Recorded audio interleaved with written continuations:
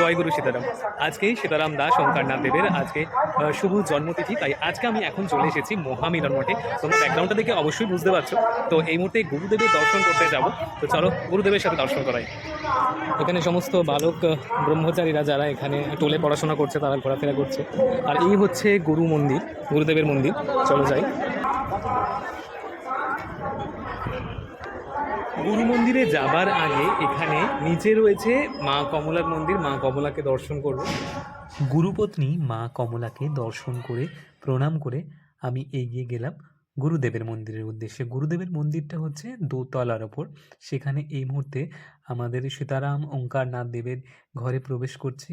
কি অপূর্ব গুরুদেবকে সাজানো হয়েছে, সবাই ফুলমালা দিয়ে, সবাই সবার আত্মপ্রেম নিবেদন করে এখানে ফুলের মধ্য দিয়ে গুরুদেবকে সাজিয়েছে। কি অসাধারণ সুন্দর লাগছে। সকলে গুরুদেবকে দর্শন করো এবং প্রত্যেকে তার নিজের মনোবাঞ্ছা জানাও।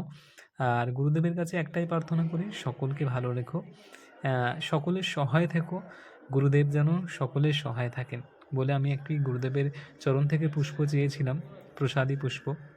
কারণ বড়দি বা বাড়ির অন্য কেউ গুরুদেবের দর্শন যেতে পারিনি, তাই প্রসাদী পুষ্প নেওয়ার পর গুরুদেবকে ষষ্ঠাঙ্গে প্রণাম করে আমি এলাম। তারপরে অন্য গুরুদেবের দর্শন করলাম, খুব সুন্দর লাগলো। অনেকদিন পর আশ্রমে আসলাম।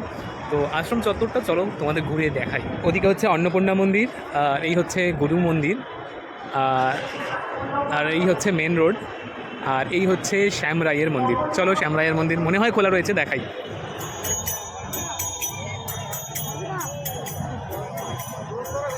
এসেছি অনেক লেট করে, তো এখন আমি আগে প্রসাদ খেয়ে নেবো, তারপরে আর বাদ বাকি জায়গাটা ঘুরে দেখাবো।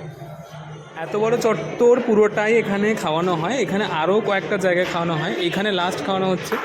আমি এখন লাস্ট এসেছি, কয়েকজন রয়ে যায়, বেশিরভাগ লোকের প্রসাদ পাওয়া হয়ে গেছে। তো শেষ মুহূর্তে এসেছি, কয়েকজন রয়েছে। তো আমি এই যে আমাকে প্রসাদ দিয়েছে,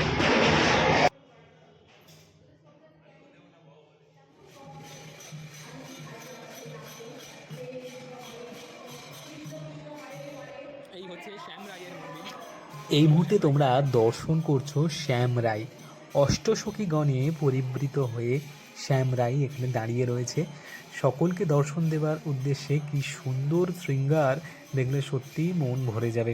প্রত্যেকবার আসে যখন অষ্টসখী দ্বারা পরিবৃত হয়ে পরিবেষ্টিত হয়ে দাঁড়িয়ে রয়েছেন আমাদের শ্যাম রায়।